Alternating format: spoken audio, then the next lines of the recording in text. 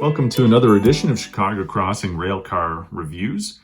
Today we'll be taking a look at the new Atlas Master Plus N-Scale pressure differential covered hopper.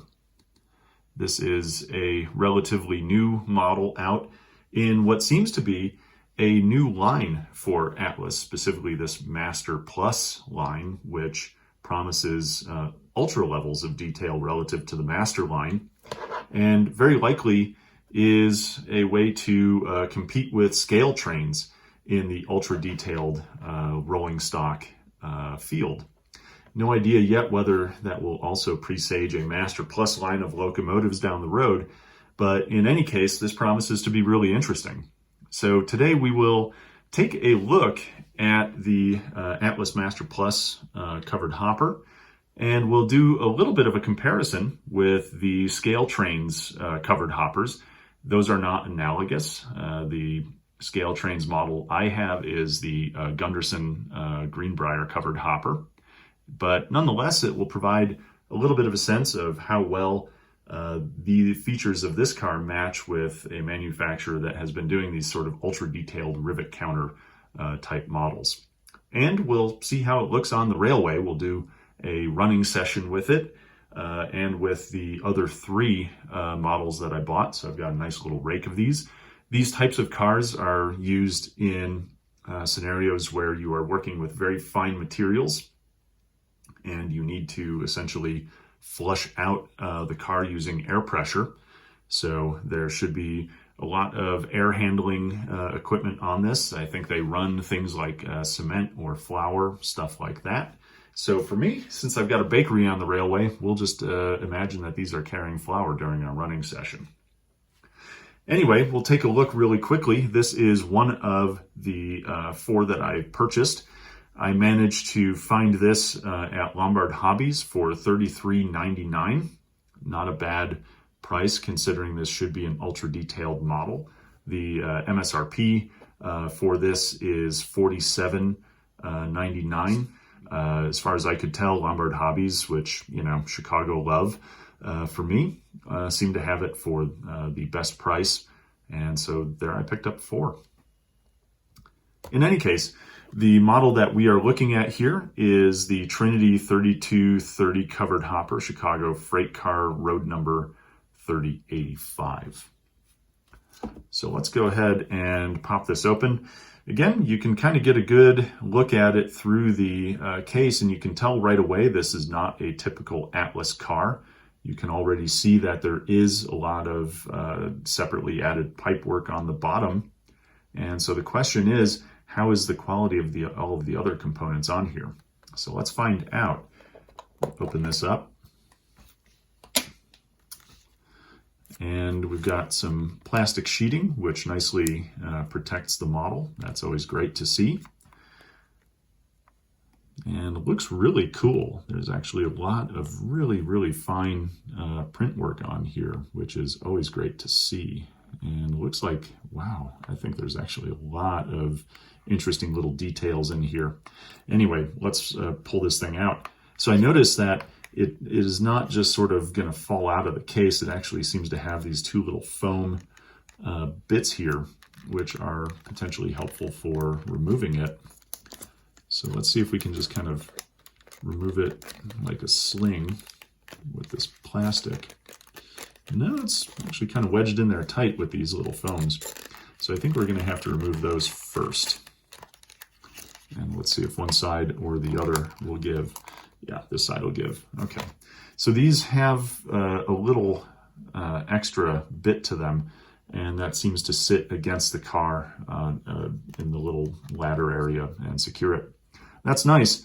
It means there aren't going to be parts breaking off of here or anything. So anyway, now it's easy to remove. So let's pick it up and see what we've got going here. Okay. Wow. Let's go ahead and bring this on a close-up. So the major features that I see here, which look really nice, and these are the sort of things that you might expect from a high-end rail car line. So first off, you've got body-mounted couplers here. These couplers themselves actually do not look like the typical Atlas couplers, which some people have problems with on their layouts. These actually look like CCMR couplers on here. That is quite something, and I like that. Most of my cars have these couplers, and they, quite frankly, work much better than the standard Atlas couplers. So body-mounted MTL type couplers. The other thing I notice is we have metal wheels here, and they are the blackened metal, so that should look really, really nice and run very freely on the railroad. And then on top, if we kind of jump into some details here, again, you do notice that there is actually the etched metal walkway. You can see through those holes. Those holes actually, you know, I think it's probably almost impossible to truly scale these holes to what would be on an N scale level, but at the same time, it looks great. The overall finish, it's kind of a, you know, beige color. I don't think these things are, you know, produced for fancy liveries. Most of the ones that I've seen online are basically this color, and they're just owned by different railways, but you do have kind of a nice overall finish on the thing. It doesn't look like super duper plasticky, so a little bit of shine on there as if it's metal. And as a first impression, wow, great. Nothing jumping out at me that portends to poor quality of the build or stuff like that. So looking onto the sides, we notice that there is, again, a lot of printed detail on here that all looks really, really nice. Given the contemporary era of the model, you do have the yellow safety stripes. Those don't appear to be reflective or anything like that, but you know, they're in the right place. You also have a ton of printed information on there. We'll get a close-up view because, you know, from where I sit, I definitely cannot read that. It looks like car equipped with safety. Oh, what does that say? Anyway, yeah, you'll take a look at it and you'll see. Looks like there's some warning signs about not using hammers on it. The hammer is crossed out. That's probably a good thing. If we take a look, we also see some air hoses right around here on the underside. So right there.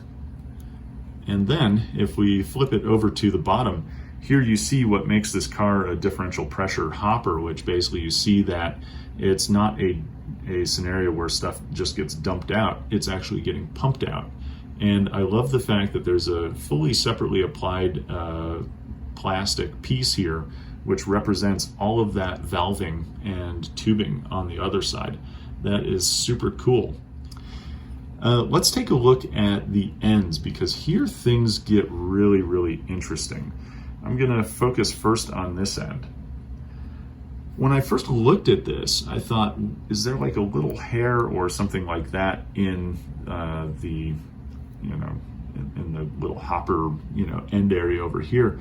There is not. They have literally taken what appears to be about a 40 gauge wire, and they have represented air hoses that go to all of the air braking equipment. And if you turn this over here, again, you can see that. You can see a finely applied wheel, a bunch of finely applied air reservoirs, and you see the little wires all, or the little air hoses all throughout. That is really incredible. That is some fantastic detail on this thing that I did not expect, and certainly that I don't think I've seen in any other model. The other nice thing here is there's no evidence of missing pieces. There's no evidence of pieces that are moving around. Everything seems to be in its proper place. You also do, by the couplers, have cut levers, and on top of that, you also have a proper foot plate where you might stand if you're a conductor or brakeman on that thing. So that looks awesome. Yeah, altogether, this is a really, really sweet model. I've got to say, for 33 bucks, I know that's not cheap, but with a properly put together model, that is just fantastic. So let's take a look at a comp, and granted, to be fair to ScaleTrains, this is a couple of years old, so I'm not going to expect that you're going to get all the tiny little details, but let's take a look at their Gunderson hopper. It's sort of the closest analog in the Rivet counter type modeling scheme where we can have a good look at some details and things like that. So let me pull this open, and here we go. So this is the Gunderson hopper in BNSF livery from ScaleTrains, so it's a good comparator. And, you know, a lot of the same applied parts. Again, you see that this one also has a separately installed grab iron. And again, this model is like 3 years old. So they were already doing that for ScaleTrains as an independent manufacturer. You can see really nicely finely molded stirrups there, cut levers, air hoses actually picked out with paint. And on the other side, you can actually see a lot of that same type of tubing that has been separately applied and is relatively fine in scale as well.